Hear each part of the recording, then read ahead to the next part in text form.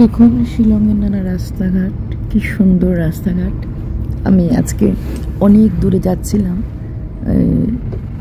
Light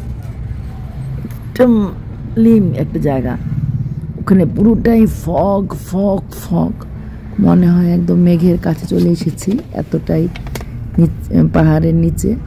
এই জায়গাটা যাওয়ার পথে শিলংয়ের এই মেইন স্পটগুলি একটু একটু করে ভিডিও করে রাখলাম। প্রত্যেকটা জায়গা আমার খুব মনের কোণে, তাই এই জায়গাগুলি দিয়ে জীবনে বহুবার হেঁটেছি। কিছু কিছু জায়গা আমি এই আমার স্মৃতির পাতায় তুলে ধরলাম। দেখে নিন কোন কোন জায়গা দিয়ে যাচ্ছিলাম, কি কি করছিলাম,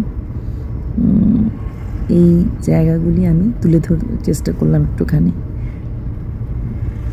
এই যে শিলংয়ের যে কংদের ড্রেস ভীষণ ভালো লাগে, জেনসাম পরা ড্রেসগুলি, এই ড্রেসগুলি তুলে ধরতে ভালো লাগে, দারুণ দারুণ লাগছে। এই ফার্নিচারের দোকানটা আজকের না, অনেক পুরনো, যখন থেকে ছিলাম তখন এই ফার্নিচারের দোকান। এই রাস্তাটাতে আমি বহুবার আসা যাওয়া করেছি। হ্যাঁ, এখানে আমার একটা বাস স্টপেজ ছিল, যেখানে আমি নামতাম, তারপর আমি এখান থেকে ট্যাক্সি নিয়ে আমি বাড়িতে যেতাম। তাই এই জায়গাগুলি আমার মনে হলো তুলে রাখা একটু দরকার আছে। সেই বাস স্টপেজটা অনেকটা পাহাড়ের উপরে চলে এসেছি। তারপর দেখুন সিনারিটা অপূর্ব, এগুলি কোনো ভাষায় প্রকাশ করা যায় না। খুব বড় বড় মল নেই, খুব বড় বিল্ডিং নেই, মোটামুটি সবগুলি ছোট ছোট ঘরের মধ্যেই কিন্তু ওদের ঘরগুলি হয়। অরিজিনালি শিলংয়ের ঘরগুলি কিন্তু খুব বড় বিল্ডিং না, 2 to 3 স্টোর। এই দেখুন এই 2 স্টোর, ছোট ছোট দোতলা, খুব মানে হাইটগুলি ছোট ছোট হয়, সে বিশাল বড় বড় হাইটের বিল্ডিং কিন্তু হয় না। হ্যাঁ, ছোট ছোট হাইটেরই হয়। আর শিলংয়ের সমস্ত দোকানেই মানে ওমেন অ্যান্ড এন্টারপ্রেনার পাওয়া যাবে।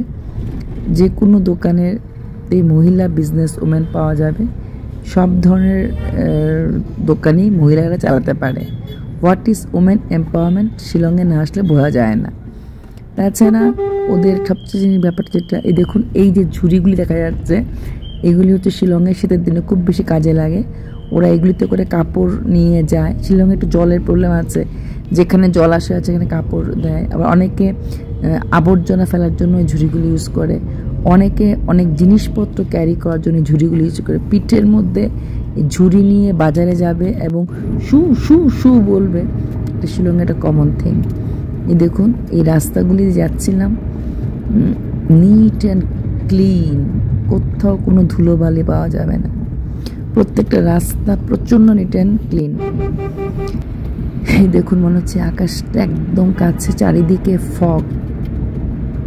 আমরা সেই ফগের জায়গাতে গেছিলাম, মনে হচ্ছিল নাকে মুখে দিয়ে ফগ ঢুকে পড়ছে, এত সুন্দর লেগেছে এই ফগের জায়গাটা। এই দেখুন সেই রাস্তা দিয়ে গিয়ে আমরা যে মূল জায়গাটা, যেখান থেকে প্রচুর সিনারি দেখা যায়, কিন্তু আজকে কিছুই দেখতে পারিনি, কারণ চারিদিকে ফগ নিয়ে রেখেছিল। কার কার কার করে এখানে মাটি কাটা হয়, তারপর সেটা দেখতে ওপর থেকে খুব ভালো লাগে। কিন্তু যেহেতু চারিদিকে ফগ, মানে আমার হাতটা, আমি মাঝখানে একবার ছেলেকেও হারিয়ে ফেলেছিলাম। এই দেখুন শিলংয়ের অরিজিনাল বাড়িগুলি কিন্তু এরকম ছোটো ছোটো ছোটো বাড়িগুলি হয়, খুব বড় হাইটের বাড়িঘর হয় না।